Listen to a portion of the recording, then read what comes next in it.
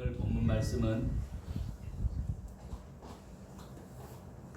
여러분이 이렇게 교회를 나오셨습니다. 교회는 주님의 몸이라고 합니다. 한 여인과 바리새 교인 시몬이 예수를 만나서 행한 일 속에 오늘 우리가 이 교회에 나와서 예배를 드리고 신앙생활하는 모습이 비춰집니다.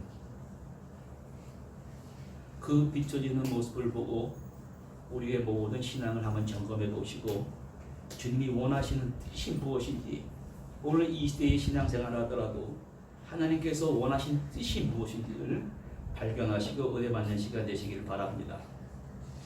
먼저 성경은 우리에게 어떠한 일을 보여주냐면, 하나님을 예배하고 예수님을 만나는데 서로 각자의 삶의 방식으로 자기의 라이프 스타일로 예수님을 영접하고 만난다는 것입니다. 한 사람의 이름은 바리새인 시몬이 나오는데 한 여인의 이름은 이름조차 등장하지 않습니다. 죄를 지은 한 여자다. 이 여인은 이 이스라엘 사회 속에서 정말로 처참한 몸을 파는 그러한 직업을 가진 여인이었어요. 또 한 사람의 죄인의 종류는 세리들입니다. 세리들은 로마의 식민지 지배를 받으면서 이스라엘 사람들에게 세금을 걷어다가 로마 정부에 바치고, 또 이 여인들은 자기의 몸을 또 로마 병정에 바치고, 여러분 이러한 일들을 하는 사람들은요, 마음 상태가 여러분 어떤지 아십니까? 이건 세상에 태어나서 이렇게 하고 싶어서 하게 됐나? 어떻게 사형수 어떤 얘기를 읽어보니까 먹고 살려고 일본을 갔는데, 글쎄 일본에서 먹고 살 길이 없는데 북한 그 조총련에게 포섭이 돼가지고 간첩 활동하면 먹고 살게 해주겠다, 거기에 게임에 빠져가지고 사형을 받은 그런 사람도 있습니다. 그런 일 하는 사람은 마음이 편안할까요? 사람들이 정말 손가락질을 하니까 세리는 세리대로 막 세금을 걷어들이고 나를 스트레스 주고 하니까요, 사람은 더 밟으면 꼼불 된다고 그러지 않습니까?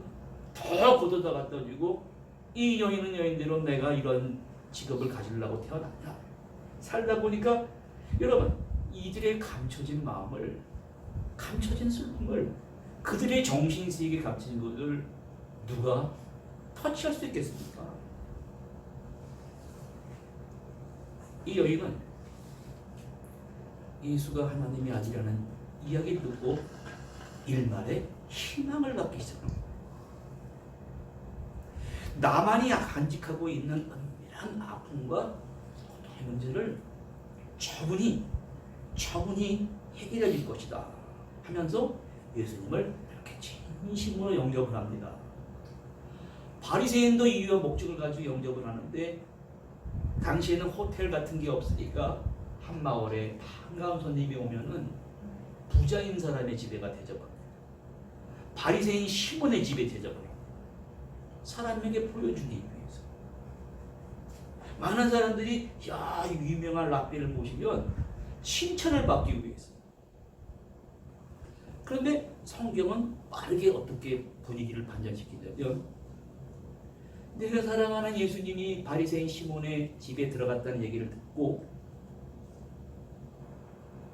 이 여인이 그 집에 향유를 담은 옥합을 가지고 가기 시작을 했습니다.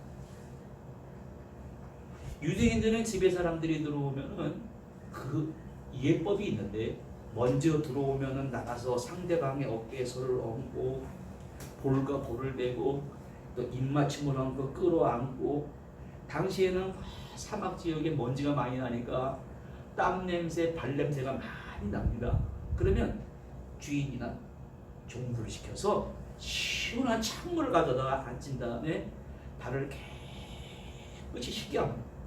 그리고 발에 이 향수도 뿌리고 머리도 기름도 바르고, 그러면 들어온 사람이 마음에 이런 최고의 영접을 받고 그 다음 음식이 나옵니다.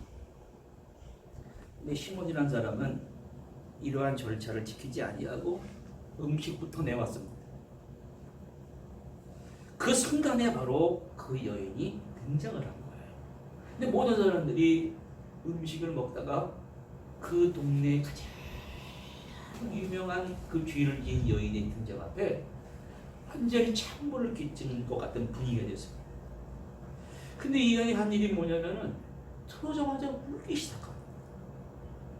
사람과 대인관계할 때 신앙 상담할 때도 서울 여기 옆에 있는 것들 큰 교회가 분쟁이 나가지고 얘기를 하면요 막 울어. 어떤 아이도 가서 유대인 탈무드 얘기를 해주면 얘가 막 웁니다. 이거 너 왜 우냐고 그러니까. 그 얘기를 듣고 글쎄 집안에 있는 그러한 아빠가 잘못된 거 그걸 아이가 막 꺼내놓는 거예요. 그 아이의 의식적으로 받은 집안에서 그저 대여진 이 여인의 눈물은 진지한 사연이 있다는 것입니다. 아무에게나 말 못할 그 사정이 있거든요. 그 진실한 것을 누가 이 마음을 터치해줘서 그걸 진실로 꺼내줘서 그걸 해결해 줬다는 것입니다. 근데 얘는 보니까는 다른 사람 살아가는 건 다 거짓된 인생을 살아가는데 자기가 인생이 거짓된 인생을 알게 해주시고 예수님의 인격 자체에서 흘러나오는 사랑이 이 여자의 마음은 물론 이 여자의 정신세계를 움직이니 울음을 터뜨리지 않을 수가 없습니다. 그 다음 장면은 발 씻을 물도 주지 않은 그 집에서 이 여인이 막 우는 거예요. 눈물이 그냥 막 떨어지는데 그 흐르는 눈물로 예수님의 발을 적시기 시작합니다. 그리고 여인의 소중한 머리털로 예수님의 발을 씻어주는 거예요. 성경은 지금 어떤 장면을 클로즈업 시키냐면 진실로 예수님을 영접한 모습을 보여주는 동시에 시몬은 예수님을 영접하는데 아주 영접하는 자세가 안 좋다는 것입니다. 안고 얼굴을 부비고 발을 씻고 이거 다 생략해 버린 모습을 비교하는 거예요. 그러면 저도 의문이 듭니다. 아니 어떻게 사람을 영접을 하는데 이 지구상에 여러분 이렇게 교회 생활 이렇게 예수님을 영접한 사람은 없습니다. 어떻게 이런 일이 벌어질 수 있을까? 사연이 있습니다. 예수님께서 이 땅에 오실 때 하신 일 중에 하나가 병자를 고치시고 죽은 자를 살리시고 귀신 들린 자를 쫓을 때 이 여인은 7 귀신 들렸다는 막달라 마리아입니다. 여러분 7이라는 숫자는 그 사람의 마음과 정신세계에 들어가서 잘못된 가치관, 잘못된 세계관을 확 휘어잡는 거예요. 이게 7 귀신의 정체입니다. 7 귀신 들린 이 여인을 예수님이 쫓아주신 거예요. 마태복음 12장 43절에 보면 구체적인 얘기가 나옵니다. 더러운 귀신이 사람에서 들어가고 나가고 하는 중. 들어가고 보니까 집이 깨끗이 청소가 되어 있는데 밖에 나가서 더 센 귀신들을 들고 들어갔는데 이게 무슨 얘기냐면 그 사람의 정신세계를요 나쁜 영이 들어갔다 나갔다 하는 걸 보여주는 것입니다. 근데 그게 나도 몰라. 내 의식의 세계, 내 무의식의 세계를 막 왔다 갔다 하면서 이 휘젓는 이 실체를 말하는 것입니다. 근데 그 여인은 자기가 7 귀신이라는 어마어마한 강력한 실체에 의해 지배당한 걸 알았는데 저 하나님의 영이요. 하나님의 영이 더 파워가 센 거예요. 그 영이 들어와서 이걸 쫓아버린 거예요. 그러니 하나님이 아닌 것입니다. 그래서 이 여인은 지금 바리새인 집에 많은 사람들이 서로 모여서 종교적인 경험도 있고 바리새인도 있고 랍비도 있고 수많은 사람들의 이 벌어지는 그 시츄에이션 상황을 정확히 아는 거였습니다. 그건 무엇입니까? 사람들은 이 여인을 보고 예수님을 진실로 영접한 모습을 보고 막 중얼중얼거립니다. 이 사람이 선지자라면 이 사람을 만지는 저 여자가 어떠한 죄인인지 알았다. 이렇게 여러분 이 세상의 질서라는 것을 가만히 보면 어떤 질서가 있냐면 내적으로 부패한 죄인이 외식하는 의인인 사람이 겉으로는 죄인이고 내적으로 의인인 사람을 손가락질하고 비판을 합니다. 그런데 이 시몬이라는 마음속 깊은 정신세계를 꿰뚫어 보십니다. 예수님은 저 사람의 무지를 알지 해줘야 되겠다. 하나님 나라를 잘못 오해하고 있다. 그래서 두 빚진 자의 비유를 이렇게 두 빚진 자의 두 번째 비유를 이렇게 말씀해 줍니다. 야 시몬아, 내가 너에게 한 얘기를 해주는데 어떤 사람이 여러분 이 빚을 지고 삽니다. 며칠 전에 주택담보대출로 해가지고 나라에서 20조 풀었지 않습니까? 이자를 싸게 준다니까 사람들이 줄을 쫙 서가지고 그다 신청했듯이 사람이 빚을 안 지고 살 수가 없습니다. 어떤 사람이 50데나리의 빚을 지고 500데나리의 빚, 50데나리, 50일 이내에 갚을 수 있는 돈, 500데나리, 500일 이내에 갚을 수 있는 돈을 빚졌다. 근데 이 사람들이 갚을 는 이자도 못 내요. 아예 갚을 능력이 없어서 돈을 빌려준 사람이 불쌍해요. 아이고 저 돈 감당을 그 자식들 그것을 공부도 시켜야 되고 생활비도 안 되고 그러니까 그걸 다 원천 무효화 시켰어. 탕감해줬어.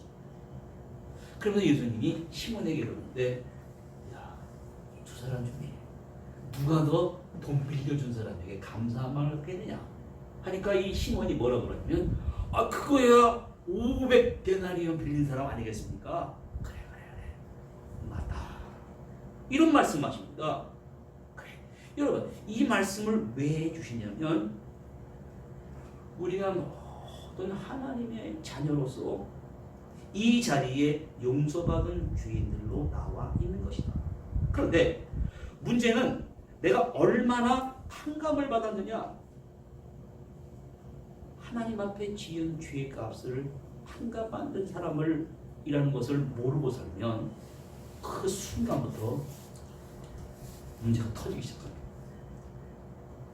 그래서 그 유명한 중세시대 때 프란시스코는 로마 교황청이 글쎄요 금고에다가 어마어마 황금을 쌓았습니다. 이 수도를 통해서 막 돈을 걷어들이니까 로마 교황청이 황금으로 도배를 버렸단 말이에요. 그래서 프란시스코가 거지 같은 행세를 하고 탁발 교단생이 돼가지고 겸손하게 살아야 된다는 걸 알고 막 돌아다니니까 그를 불러서 제발 거지 행색을 그만하고 좀 좋은 집도 살고 좀 이렇게 좀 체신과 디그니티를 지키라 했더니 프란시스코가 뭐라고 그러냐면 그러면 금과 은은 내게 있거니와 너가 없는 것을 너에게 주겠는데 나사렛 예수 그리스도의 이름으로 걸어라. 이게 어디서 나올 수 있습니까? 그러고선 박차고 나갔어요. 로마 경정을 박차고 나가서 겸손하게 산 프란시스코가 제자들을 성경 공부도 시키고 양육하고 그 중에 한 명이 스승들 기도를 하는데 이 사람은 영이 왔다 갔다 합니다. 다른 사람들은 이 일곱 귀신이 들어갔다 나갔다 하는데 프란시스코는 기도를 집중 기도를 하고 이 수도승들이 하는 기도 관상 기도라는 게 있어요. 하다 보면 영이 막 나갔다 들어갔다 이런 게 있거든요. 제자가 그걸 배워가지고 하다 보니까 영이 팍 나가면서 하늘에 무슨 광경을 보게 되냐면 예수님이 앉아 계시는 엄청난 그 보좌 옆에 다른 보좌들이 있는데 그 중에서 제일 멋진 보좌가 눈에 확 들어왔습니다. 그래서 이 제자가 평상시에 성경 공부를 하다 보니까 무슨 말씀이 생각나냐면 한 부자 청년이 있었는데 어떻게 영생했습니까? 네가 있는 거 다 팔아서 가난한 자를 도와주고 와라. 이 사람은 재물을 못 벌어요. 우상이니까 그냥 돌아갔습니다. 그래서 예수님이 하신 말씀이 참 차라리 낙타가 바늘 끼러 들어가는 게 더 부자가 하늘나라 들어가는 게 쉽다. 그때 뭐라 그러냐면은 저렇게 훌륭한 사람도 저렇게 부자의 신앙이 있는 사람도 저렇게 그 과연 누가 구원을 얻을 수 있습니까? 그럴 때 너희가 나중에 신앙생활 잘해서 12보좌에 앉아서 12지파를 심판한다는 생각이 나면서 야, 저 빛나는 보좌는 누가 앉을 수 있겠습니까? 그랬더니 들려온 음성이 성 프란시스코다. 와, 성 프란시스코. 그래서 깨어나가지고 이 제자가 자기 스승을 찾아갔어. 얼마나 부럽습니까? 스승이 하는 말이 스승님, 이 세상에서 가장 선생님을 존경하는데 선생님은 자신이 어떤 사람이라고 생각하십니까? 그때 프란시스코가 나는 이 세상에서 가장 큰 죄인이다. 내가 제일 악한 사람이야. 그런데 그게 아니라니까요. 세상에는 선생님이 가장 훌륭한 성인이고 내가 꿈속에서 봤거든요. 어마어마한 선생님이 앞으로 죽어서 갈 그 안전 보좌를 갔단 말이에요. 그게 아니라는 거예요. 너가 그걸 몰라서 그런 거예요. 다른 사람들이 내가 가장 큰 죄인으로 용서받은 은혜를 정확히 알았더라면 나보다 더 큰 성자가 되었을 거야. 나는 은혜를 입었을 뿐이고 나는 세상에서 가장 악한 사람이야. 악한 죄인이다. 그렇게 얘기했더라. 시몬에게 말씀하시는 50데나리온과 500데나리온 빚진 자의 비유도 그겁니다. 너는 지금 저 여인보다 조금 낫다고 여긴다. 그런데 너도 빚지기는 마찬가지다. 왜? 갚을 수가 없어요. 하나님 앞에 우리 죄를 갚을 수가 없습니다. 그런데 내가 저 여인보다 조금 낫다는 것 때문에 뭘 잊어버리냐면 내가 하나님 앞에 죄인인 것을 잊어버린단 말이에요. 내가 저 여인보다 교리를 더 알고 성경 공부를 더 하고 재산이 좀 더 있고 지위가 낮고 하다 보니까는 내가 교만해져서 하나님 앞에서 자기가 가져야 될 죄인의 모습을 잊어버리게 된다는 거예요. 성경은 우리에게 오늘 냉철하게 묻습니다. 적게 죄를 지은 자도 크게 죄를 지은 자도 내가 다 갚아주었다. 성경에서는 죄가 사람이 빚지는 돈과 부채와 동일시됩니다. 인간의 빚과 같은 죄는 너무너무 많기 때문에 선행을 한다 할지라도 그 빚을 갚을 수가 없는 거예요. 하나님이 갚아주셔야 된다는 것입니다. 그러면 이제부터 우리 남은 것은 내 빚을 갚아주셨으니까 내 주변에 있는 사람들을 찾아가서 나에게 손가락치는 사람조차라도 그 사람을 용서해주는 일을 해야 된다는 것입니다. 누군가 이런 말 했습니다.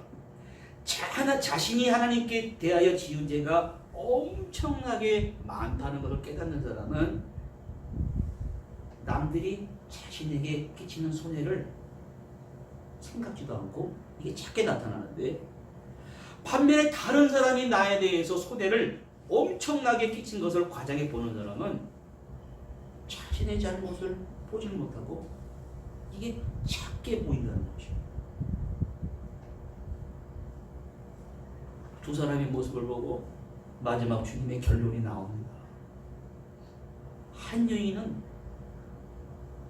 탕감을 받은 여인이 누린 축복. 바리새인 시몬에게 이 여자를 봐라. 이 여자는 뭘 보라는 것입니까? 저 여자의 진지한 회개와 사랑과 겸손과 거기에 따른 약속된 미래와 한 인간의 중생된 미래를 보라는 것입니다. 여러분, 마리아는 지금요 비난받고 있습니다. 손가락질 받고 있습니다. 그러나 진정으로 예수님을 영접한 거예요. 우리가 교회 생활할 때 교회 생활 이번에도 노예를 가고 초회를 가봤습니다. 열심히 일한 사람을 계속 비판을 하고 비난을 합니다. 진정으로 일한 사람에게는 피난이 쏟아지는 모습을 봅니다.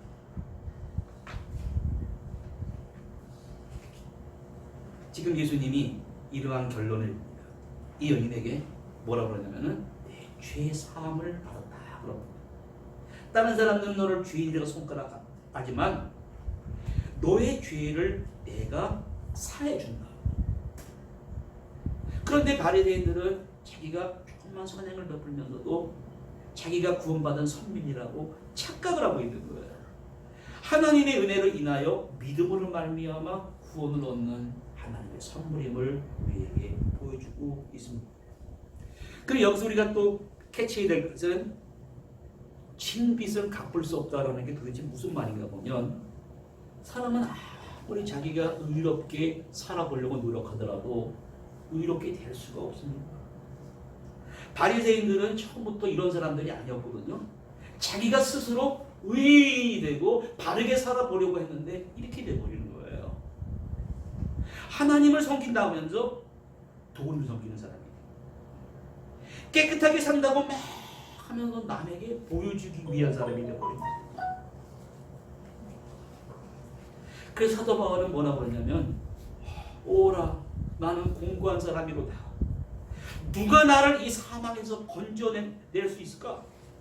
내가 원하는 선은 행치 않고 원하지 않는 죄만 짓는다라고 했습니다. 주인이 갚을 길이 없으면서 우리를 탕감해 주셨습니다. 이제 사도 바울은 내가 이제 해야 될 일은 내가 복음을 전하지 않으면 내게 화가 있어. 이게 탕감받은 자의 자세인 것입니다. 오늘 이해는 내 믿음이 너를 구원하였으니 평안히 가라.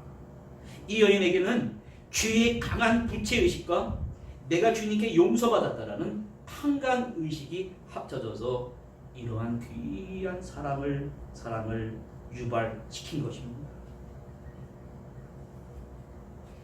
마지막 인사가 하나님의 평화가 그대 것이다.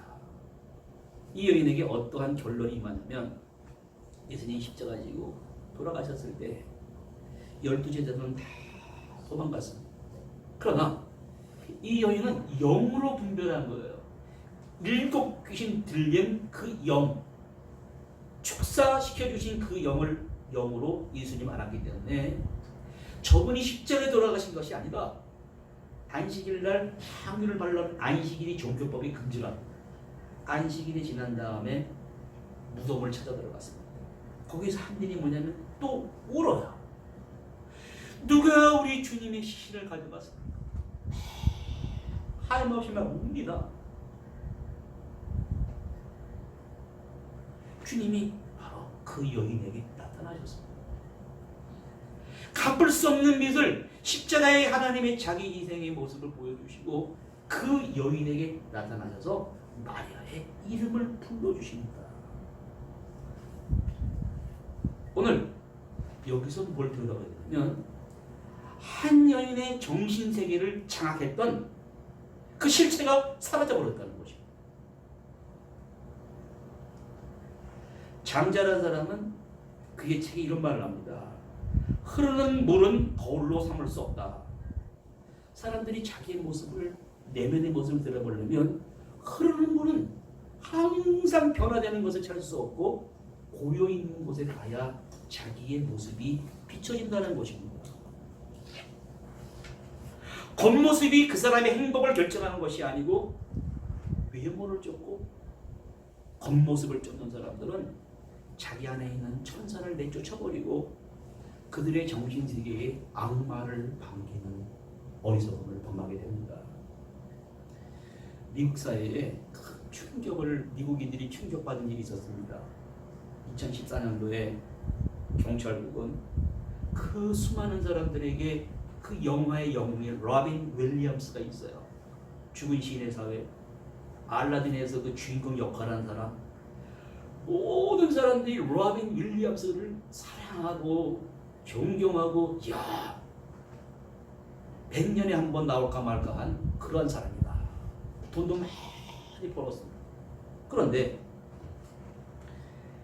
경찰국이 8월 2014년도 로빈 윌리엄스가 자택에서 목을 맨 채 숨진 채 발견됐다는 거죠. 죽은 원인은 질식사예요.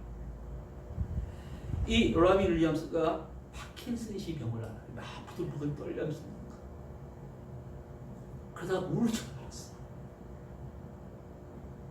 돈을 많이 벌어놓고 사람들이 그렇게 존경을 받았는데 결국은 육체가 막 부들부들 떨면서 우울증이 걸리면 여러분 막 소리가 들립니다. 야, 뛰어내려. 야, 목을 내. 그 제가 아는 사람은 14층에 살다가 1층에 사는 사람이 되니까요. 이게 무서운 것입니다. 그래서 모든 사람들이 충격을 받은 거예요. 야, 아니 그때 존경하는 그 영화 배우가 목을 위해서 자살했을까? 그때 미국의 유명한 심리학자들이 이러한 글을 냈습니다. 인간의 정신세계를 괴롭히는 우울증, 불안, 공황장애는 결코 약점의 인간의 약함의 징후가 아닙니다.